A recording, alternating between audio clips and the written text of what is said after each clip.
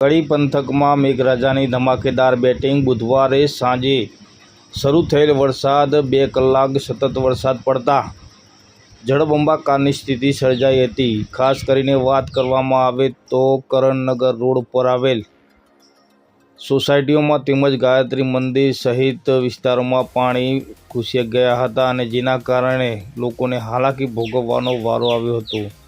સતત 2 કલાકમાં 2.5 થી 3 ઇંચ વરસાદ વરસ્યો હતો અને જેને લઈ ગુરુદેવનગર, અજંટા સોસાયટી તેમજ આજુબાજુની સોસાયટીઓમાં પણ પાણી ભરાયા હતા।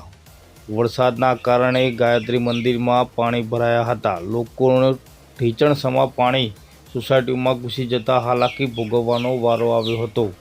રાજુજી ઠાકોર, કડી।